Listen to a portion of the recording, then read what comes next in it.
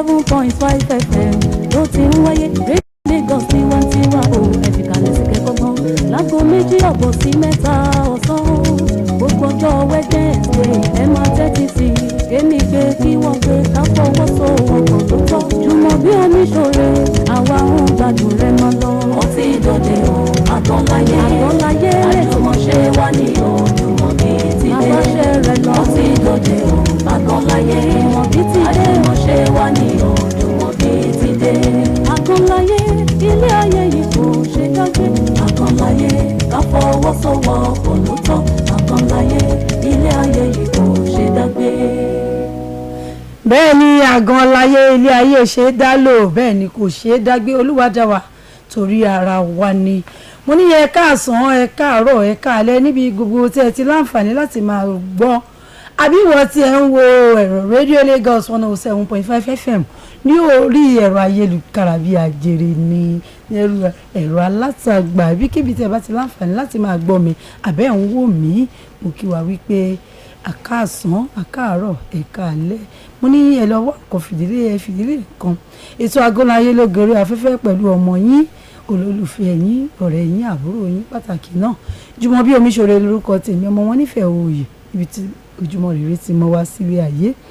ẹ má gbàgbé wọn ní wípé òkò tá a bá fi ìbínú jù kì í pa ẹyẹ òwe àwọn bàbá wa ni pé òkò téèyàn bá fi ìbínú jù kì í pa ẹyẹ bẹ́ẹ̀ òwe ìránnilétí ni òwe ìtújẹ́ pẹ̀lú wípé nǹkan kí nǹkan tí ènìyàn bá fi ìbínú ṣe kì í dáa ohunkóhun tá a bá fi ibi tò papọ̀ kì í gún régérégé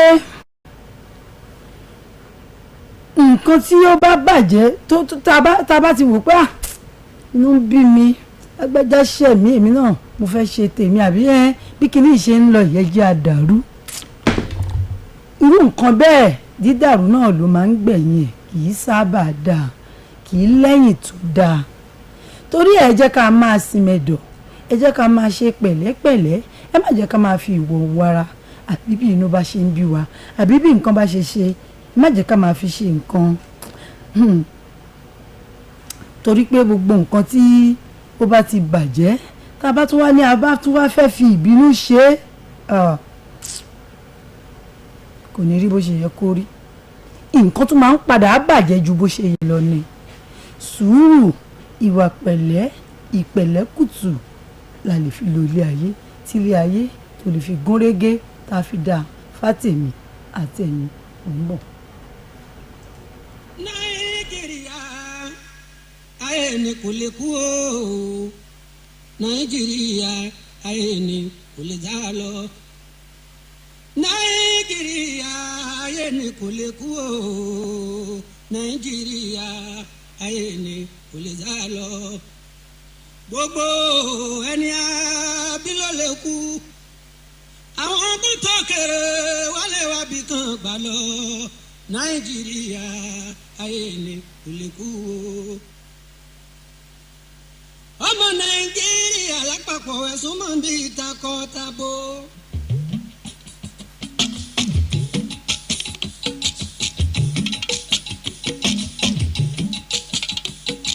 ọmọ Nàìjíríà lápapọ̀ ẹ̀sùn mọ́ bí takọ-tabo. ẹ wá pọ̀ lábàárí tí mo gbé dé o. látọjọ́ kan láyé ti dáyé ní Nàìjíríà yìí ti wà o. ó ṣàlàyé báyìí bọ̀. bójá Haúsá ni mí ọmọ Nàìjíríà náà ni.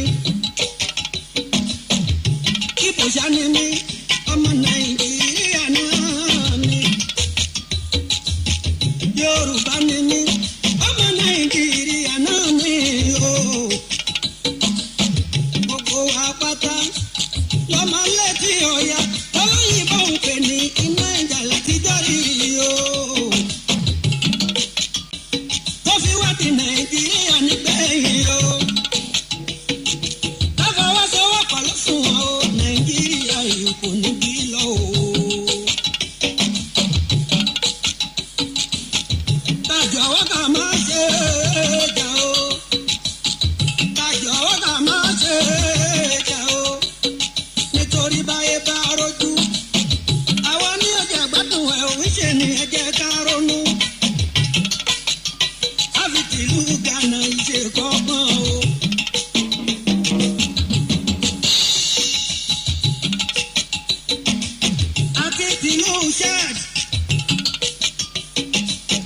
ṣerogun làwa ń kígbe kíyàn máa wọlú làwa ń kígbe kẹ́bí máa pa wá làwa ń kígbe. bẹ́ẹ̀ ni iṣẹ́ ti rí wípé Kọ́láwọlé Àyìnlá bàbá ń kébé ń Kwara bàbá lálágbàdo ti sọ̀rọ̀ yìí ní 1986 tí mi ò bá gbàgbé kí ló wá dé kí ló ń bọ̀ lókè tí ilé ó gbà sùúrù ni torí pé ẹyọkàn ni wá ẹ jẹ́ kí n ṣubú lajẹ́ káwá máa ọ̀rọ̀ ohun bẹ́ẹ̀ ńlẹ̀ tá a fẹ́ bára wa sọ gẹ́gẹ́ bí ọmọ Nàìjíríà.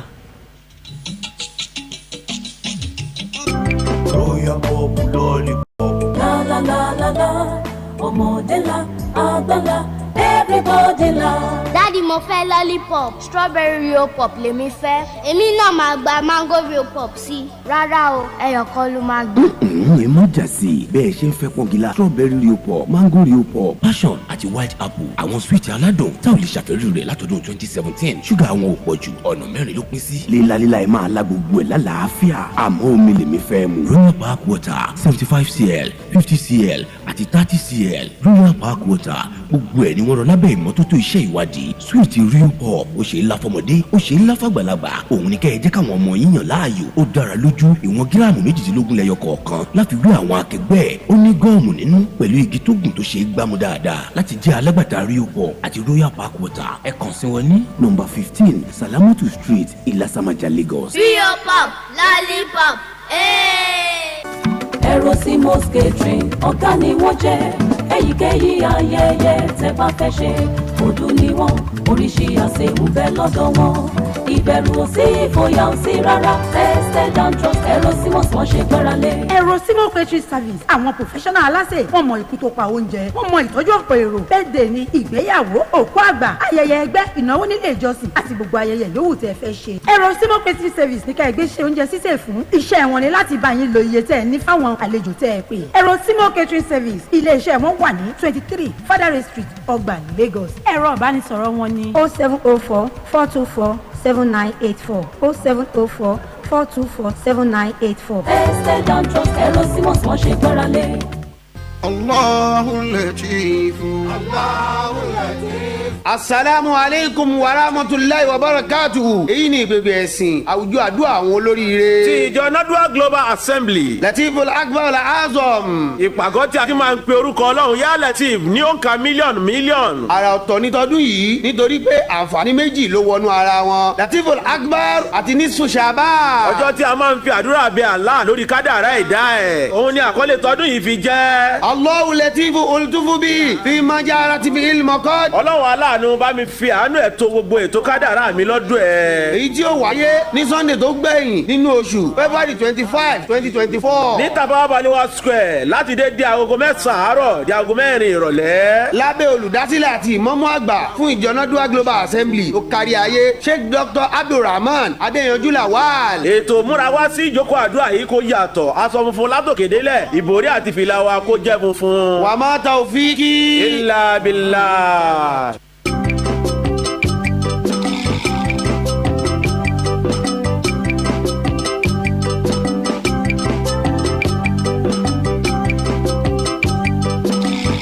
Àgànláyé ilé ayé yìí kò ṣe dágbé Àgànláyé ká fọwọ́sowọ́pọ̀ ló tọ́ Àgànláyé ilé ayé yìí kò ṣe dágbé.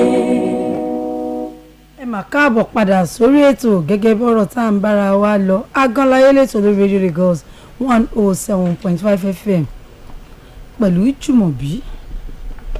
mo ní wípé òkúta a bá fìbínú jù kì í pẹ̀yẹ o.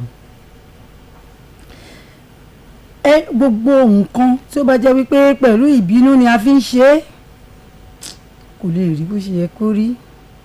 bí a bá fìbínú dá sọ̀rọ̀ kan ni àbí bóyá ìjà ló bẹ́ sílẹ̀ irúfẹ́ ọ̀rọ̀ náà tàbí ìjà kò ní ní ojútùú o torí pé a ti fìbínú dá sí i a wá dàbí ìpín tó yẹ ká lọ yanjú àwa gan-an la tún wá dákun kì í ṣe pé a dákun sùúrù wa ni ò tó.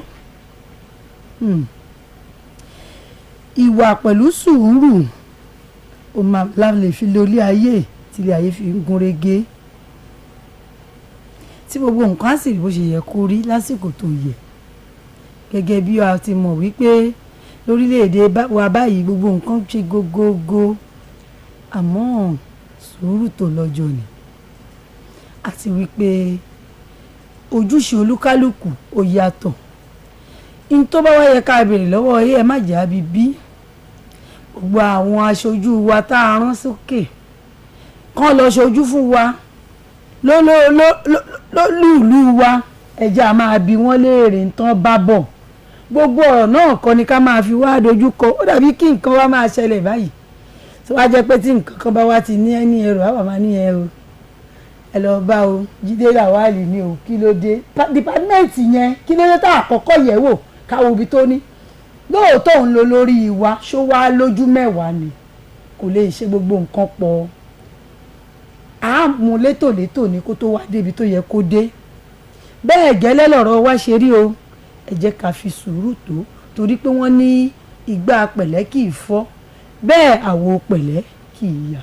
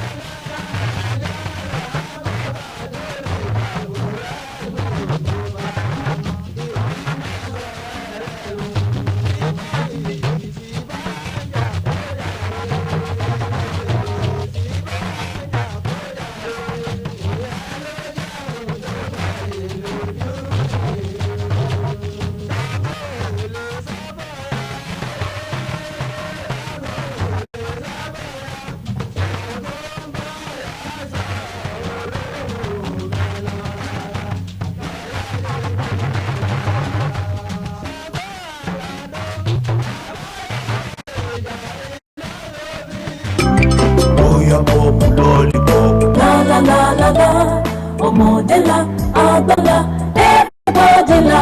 Daddy mo fẹ́ lollipop strawberry Rio pop lèmi fẹ́ èmi náà máa gba mango pop sí rárá o ẹyọ kan ló máa gbé. sí bẹ́ẹ̀ ṣe ń fẹ́ pọ́ngilá strawberry Rio pop mango Rio pop passion àti àwọn sweet aládùn tá ò lè ṣàfẹ́rí rẹ̀ látọdún 2017 ṣúgà àwọn ò pọ̀ jù ọ̀nà mẹ́rin pín sí. lílalíla ẹ̀ máa la gbogbo ẹ̀ lálàáfíà àmọ́ omi lèmi fẹ́ mu. Royal Park water 75cl 50cl àti 30cl Royal Park water gbogbo ẹ̀ ni wọ́n rọ lábẹ́ ìmọ́tótó iṣẹ́ ìwádìí sweet Rio pop ó ṣe é lá fọmọdé ó ṣe é lá fàgbàlagbà òun ni ká ẹ jẹ́ káwọn ọmọ yín yàn láàyò ó dára lójú ìwọ̀n gíráàmù 18 lẹ́yọ kọ̀ọ̀kan láti wé àwọn akẹgbẹ́ ẹ̀ ó ní gọ́ọ̀mù nínú pẹ̀lú igi tó gùn tó ṣe é gbámú dáadáa láti jẹ́ alágbàtà Rio pop àti Royal Park water ẹ kàn sí wọn ní nọ́mbà 15 Salamatu Street Ilasamaja Lagos. Rio pop lollipop Ero catering ọ̀gá ni wọ́n jẹ́ èyíkéyìí ayẹyẹ tẹ́ bá fẹ́ ṣe ọdún ni wọ́n oríṣi àṣewù bẹ́ẹ̀ lọ́dọ̀ wọn ìbẹ̀rù ò sí ìfòyà ò sí rárá tested and trust Ero wọ́n ṣe gbẹ́ralé. Ero catering service àwọn professional aláṣẹ wọ́n mọ ikú tó pa oúnjẹ wọ́n mọ ìtọ́jú ọ̀pọ̀ èrò birthday ni ìgbéyàwó òkú àgbà ayẹyẹ ẹgbẹ́ ìnáwó nílé ìjọsìn àti gbogbo ayẹyẹ yòówù tẹ́ fẹ́ ṣe. Ero catering service ní ká ẹgbẹ́ ṣe oúnjẹ sísè fún iṣẹ́ wọn ni láti bá yín lo iye tẹ́ ẹ ní fáwọn àlejò tẹ́ ẹ pè. Ero catering service ilé iṣẹ́ wọn wà ní 23 Fadare Street Ọgbà Lagos. Ẹ̀rọ ìbánisọ̀rọ̀ wọn ní 0704 424 7984 0704 424 7984. tested and trust Ero wọ́n ṣe gbẹ́ralé. Àdàmú sákàrà ń sọ tí ẹ lọ́tọ̀.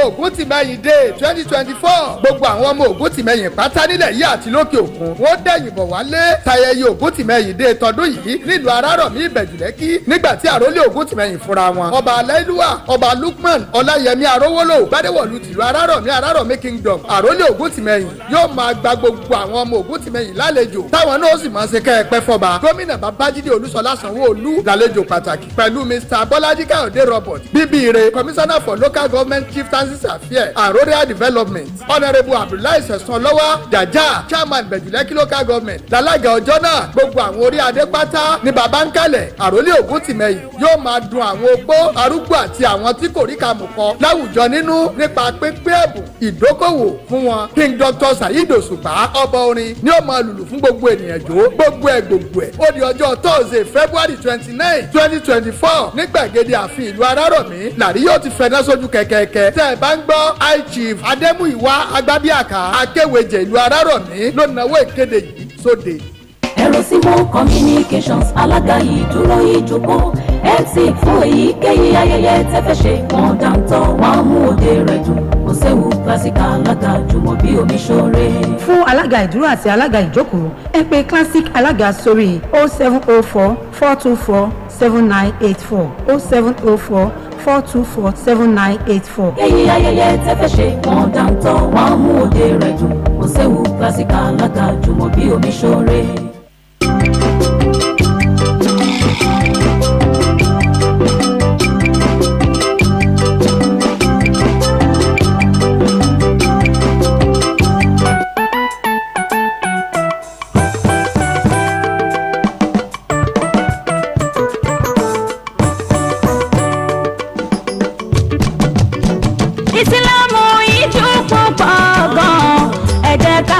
ṣe òun lẹ̀sìn tọ́pọ̀ lọ́hùn yọ́nú sí ìyẹn ló ti tán mo dúpẹ́ mọ́ríyàmọ̀ pé mùsùlùmí mo jẹ́.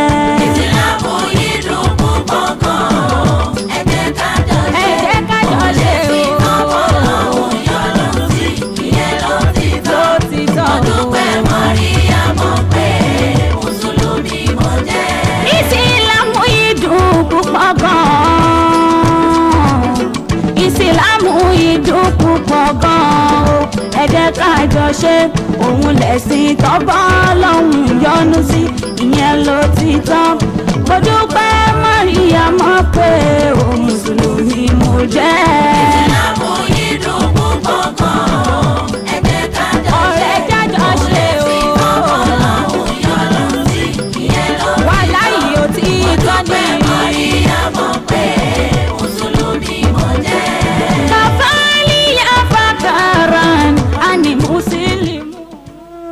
bẹ́ẹ̀ ni mo dúpẹ́ Fatimotala Bintu Rasulullah mo ní gbogbo ẹ̀yin ọmọ ìyá wa nínú ẹ̀sìn ọlá ẹ̀sìn mùsùlùmí wípé mọ́rí abambikan ya Ramadan a kú àmójúbà oṣù àpọ́nlé oṣù yọ ẹ̀ṣẹ̀ oṣù àlùbáríkà oṣù ìṣerere tí èmi àti yín ti jọ ń wò báyìí mo ní èèyàn mẹ́rin ló máa ń múra lẹ́ẹ̀dẹ̀ Ramadan o àwọn tí wọ́n máa wo oṣù yìí lọ́ọ̀kan tá máa palẹ̀ mọ́ àmọ́ tọ́lọ́run ò kà wọ́n máwọn tó máa ṣe àwọn tí wọ́n máa bá wa bẹ̀rẹ̀ ẹ̀ àmọ́ tí wọ́n ò ní bá wa parí ẹ̀ àwọn kan á kúkú gbà á tán bẹ́ẹ̀ òun lòpin tán máa gbà láyé àti àwa tá a máa gbà tá a tún gba ọ̀pọ̀lọpọ̀ ní ayé tá a tún gba ọ̀pọ̀lọpọ̀ irú ẹ̀ náà ni mo nínú ibẹ̀ làwa wà àti gbogbo ẹ̀yin olólùgbọ́ mi ẹ má wàá gbàgbé o ètò Nuru Salam nínú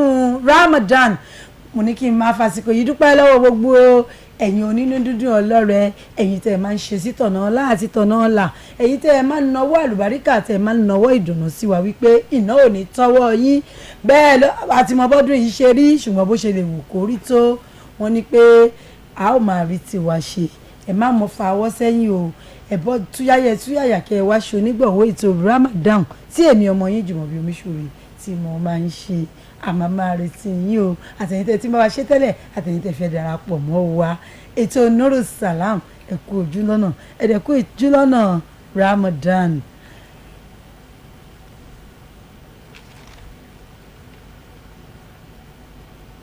Mọ́pẹ́pẹ́ mọ́pẹ́pẹ́ mọ́pẹ́pẹ́.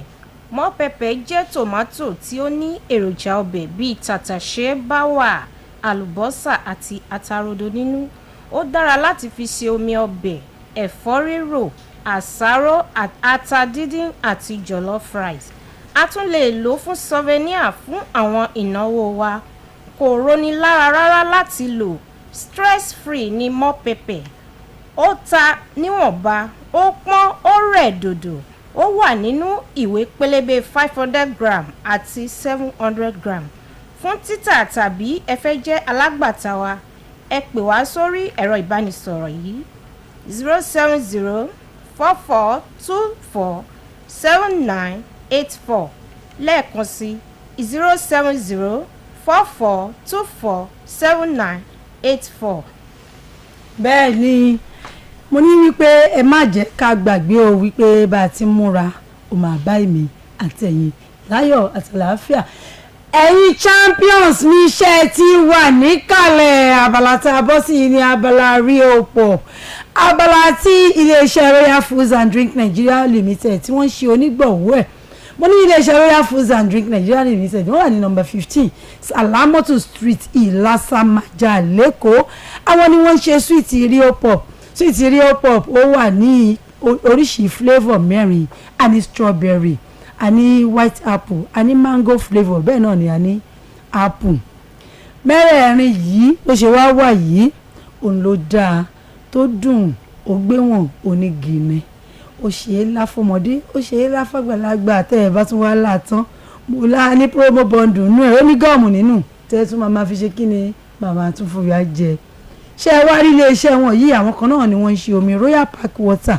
omi Royal Park water wà lẹ́jẹ̀ wọn lóríṣìí mẹ́ta. a ní 75 cl, a ní 50 cl, a ní 30 cl. mo ní kí ló ń dúró wò ọwọ́ tó bá dilẹ̀ báyìí léṣù máa ń bẹ̀ lọ́wọ́ ẹ̀ kó o tètè tara ṣàṣà kó o lọ kàn sí wọn ní number 15 Salamotu Street Ìlàsàmájà lẹ́kọ̀ọ́ kó o di alágbàtà kó o máa bá wọn dòwò pọ̀ kó o bẹ̀rẹ̀ sí ta omi Royal Park water àbí sweet rio pọ̀. gbogbo ẹ̀yin ọmọ school ẹ̀yin champions mi tẹ́ ẹ máa ń jẹ̀bùn ẹ pè mí sórí 07055551075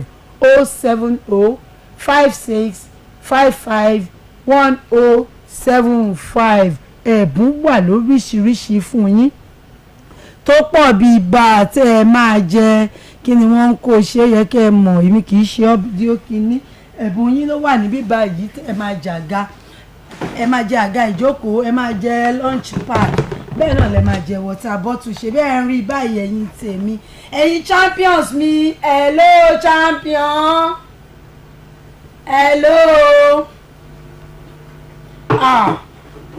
tó o bá ń gbọ́ mi mi ò gbọ́ ẹ o tó bá ti wọlé kẹ̀jẹ́ ká mo ti kẹ́bùn wá o torí wípé tèmi bá ti wo Ramadan lọ́ọ̀kan báyìí ó máa ń ṣe mí bí kí n má dẹ̀bùn bò yín ni mo ní kẹ́ ẹ lọ kàn sí wọn kẹ́ ẹ bá wa dòwò pọ̀ níléeṣẹ́ Royal Foods and Drink Nigeria Limited. hello champion. hello rio pop. kí ni orúkọ ẹ. orúkọ mi ni àgbàlá. láti ibo ló ti ń bá mi sọ̀rọ̀. Lagos Island. ẹ jọ̀ọ́ tí n bá tún gbórúkọ mọ́mí àbí dáàdì mo máa pa ni ọmọ ọdún mélòó ni ẹ. 7 years. ọmọ ọdún 7. ní oṣù wo àti ní ọdún wo ni ààrẹ orílẹ̀-èdè wa gorí àlééfà gẹ́gẹ́ bí ààrẹ orílẹ̀-èdè yìí ìyẹn ààrẹ Bọ́lá Ahmed Tinubu oṣù wo àti ní ọdún wo. hello champion. hello pop. oṣù wo ni ààrẹ orílẹ̀-èdè yìí ààrẹ Bọ́lá Ahmed Tinubu náà gorí àlééfà gẹ́gẹ́ bí ààrẹ. May 2023. May 2023 kí ló porúkọ ẹ lẹ́ẹ̀kan sí i. Amdalat tó bá ti di lọ́sẹ̀ tó ń bọ̀ kó máa bọ̀ ó ti jẹ́ ẹ̀bùn lórí ètò rio pop kí ló máa wá sọ fún iléeṣẹ́ rio pop. bẹ́ẹ̀ni. kí ló máa sọ fún iléeṣẹ́ rio pop. ẹ ṣe mà ó dúpẹ́. ó ní ẹ ṣe mà àdúpẹ́ mà ó tún bọ̀ tó bá wá lọ́sẹ̀ tó ń bọ̀ mi ò ní fún ẹ ọmọ mi mo máa fún. ètò Agan Laye ló wà lórí afẹ́fẹ́ báyìí mo ní kẹ́ ẹ má gbàgbé láti lọ tẹ̀lé wa lórí gbogbo ẹ̀rọ ayélujára wa níbi tá a wà bí mo ṣe ń ṣètò lọ́wọ́lọ́wọ́ yìí tẹ́ ẹ bá lọ sórí Instagram ẹ máa bá mi ń bẹ̀ official Jumobi bẹ́ẹ̀ ni tẹ́ ẹ bá lọ sórí YouTube channels wa gbogbo ẹ̀yin tẹ́ ẹ sọ wípé ẹ má miss ètò Agan Laye ẹ̀yin tí wa ẹ lọ sórí YouTube channel ẹ tẹ Jumobi Omisore tàbí kẹ́ ẹ tẹ Agan Laye ẹ follow wa mẹ́gbàgbé láti subscribe kẹ́ ẹ má dẹ̀ gbàgbé láti like gbogbo ètò wa wà ń bẹ̀ pátápátá ṣé lórí Facebook ní ẹ lọ darapọ̀ mọ́ wa Jumobi Omisore adúpẹ́ lọ́wọ́ gbogbo ẹ̀yin tẹ́ ẹ ń ṣe onígbọ̀wọ́ ètò yìí bẹ́ẹ̀ náà ni adúpẹ́ lọ́wọ́ gbogbo ẹ̀yin èèyàn pátápátá tẹ̀ ń tẹ́tí sí wa torí pé kò yí sí o kéèyàn máa gbéyàn lọ sẹ́ẹ̀sẹ̀ àmọ́ ẹ má wá gbàgbé o ẹ bá wa darapọ̀ kẹ́ ẹ wá polówó ọjà yín ẹ fẹ́ ṣe ìpolówó ọjà ní àbí òǹkóhun lẹ fẹ́ ṣe ní àbẹ́yìn fẹ́ ṣe nígbọ̀wọ́ ètò Nuru Salam tá a máa ń ṣe ní gbogbo inú Ramadan ẹ pé Jumobi Omisore sórí 07044247984 07044247984. adúpẹ́ lọ́wọ́ ọlọ́run alárùwà ọba tó mú ètò tèmi kó ṣeé ṣe orúkọ tèmi ni Tóyìn Bánjọ Tóyìn Tòmátò tí gbogbo èèyàn mọ̀. Jumobi Omisore lórúkọ tèmi ọmọ wọn nífẹ̀ẹ́ òye níbi tó jùmọ̀ rere ti ń wá sílé ayé ó tún di lẹ́jọ́ mẹ́jọ ká tó máa pàdé pẹ̀lú àkọ́tún ètò Agan Laye ó dàbọ̀.